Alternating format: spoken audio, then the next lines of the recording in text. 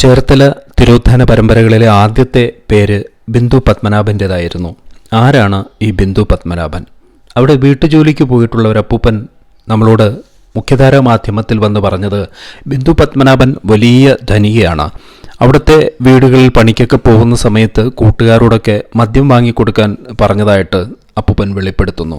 ഇവർ മദ്യപിക്കുമായിരുന്നു. ശരിക്കും ഒരു എക്സൈസ് സർക്കിൾ ഇൻസ്പെക്ടറുടെ മകളാണ് ബിന്ദു പത്മനാഭൻ. അവർ പഠിച്ചതൊക്കെ ബാംഗ്ലൂരാണ്. അക്കാലത്ത് ഏറ്റവും ഉന്നതമായ പഠനം ഇന്ത്യയിൽ ലഭ്യമാകുന്ന ഒരു സ്ഥലമാണ് ബാംഗ്ലൂർ. അവിടെ പോയി പഠിച്ച് MBA കഴിഞ്ഞു വന്ന ബിന്ദു പത്മനാഭൻ മറ്റ് ജോലിക്കൊന്നും ശ്രമിച്ചില്ലേ? നമുക്കതിനെക്കുറിച്ചുള്ള വിവരങ്ങൾ കിട്ടുന്നില്ല. അവർക്ക് ആർത്തുങ്കൽ നിന്നുള്ള ഒരു അന്യമതസ്ഥനായ യുവാവുമായി പ്രണയമുണ്ടായിരുന്നു എന്ന് പറഞ്ഞു കേൾക്കുന്നുണ്ട്. അതും വ്യക്തമല്ല. 2006 ആണ് ബിന്ദു പത്മനാഭനെ കാണാനില്ല എന്ന വാർത്ത പുറത്തേക്ക് വരുന്നത്. ഈ സമയത്ത് പരാതിയുമായി സഹോദരൻ എത്തുകയും പോലീസ് സ്റ്റേഷനിൽ പരാതി കൊടുത്ത് അന്വേഷിച്ചതിലൂടെ അത് സെബാസ്റ്റ്യനിലേക്ക് കേസ് വന്ന് എത്തി നിൽക്കുകയും ചെയ്തു. ബിന്ദു പത്മനാഭൻ്റെ ധാരാളം സ്വത്ത്, കോടികളുടെ ആസ്തി മുഴുവൻ വ്യാജ രേഖ ചമച്ച് സെബാസ്റ്റ്യൻ സ്വന്തമാക്കി അല്ലെങ്കിൽ വിറ്റു കാശാക്കി എന്നൊക്കെയാണ് പറഞ്ഞു കേൾക്കുന്നത്. ആ കേസിൽ നിന്ന് സെബാസ്റ്റ്യൻ എങ്ങനെയോ ഊരിപ്പോന്നു. പക്ഷേ ഇപ്പോൾ വീണ്ടും ആ കേസ് പുനരന്വേഷിക്കുകയാണ്.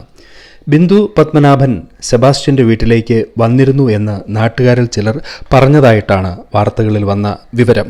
ആദ്യം അമ്മാവൻ എന്നാണ് സെബാസ്റ്റ്യനെ ബിന്ദു പത്മനാഭൻ വിളിച്ചത് എന്നതാണ് പറഞ്ഞു കേൾക്കുന്നത്. അതുകൊണ്ട് തന്നെ കളിയാക്കി ഇയാൾക്ക് അമ്മാവൻ എന്ന നാട്ടുകാരെല്ലാം പേരും ഇട്ടു.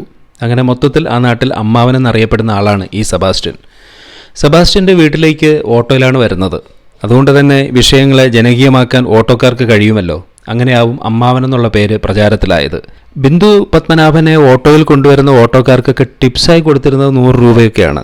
പക്ഷേ ദൗർഭാഗ്യം, ഈ ഓട്ടോക്കാരൊക്കെ പിന്നീട് ദുരൂഹ സാഹചര്യത്തിൽ ആത്മഹത്യ ചെയ്തതായിട്ടാണ് വിവരം. എന്തായാലും കേസിൽ നിന്ന് സെബാസ്റ്റ്യൻ ഊരിപ്പോന്നുവല്ലോ അന്ന്. അപ്പോൾ ബിന്ദു പത്മനാഭനിൽ നിന്ന് നേടിയ അല്ലെങ്കിൽ തട്ടിയെടുത്ത കോടിക്കണക്കിന് രൂപയുടെ ആസ്തി അതൊക്കെ എങ്ങോട്ട് പോയി എന്നതൊക്കെ അന്വേഷണ വിധേയമാക്കേണ്ടതായിട്ടുണ്ട്. ബിന്ദു പത്മനാഭൻ്റെ കഥയിലേക്ക് തിരിച്ചു വന്നാൽ ബിന്ദു പത്മനാഭൻ എവിടെയാണ് എന്ന് ഇന്നും യാതൊരു തുമ്പുമില്ല. ബിന്ദു പത്മനാഭൻ്റെ കൊച്ചിയിലെ വസ്തു മറച്ചു വിൽക്കുന്നതിനിടെയാണ് ഈ കേസിലേക്ക് വരുന്ന ആദ്യ തുമ്പ് പോലീസിന് കിട്ടുന്നത്.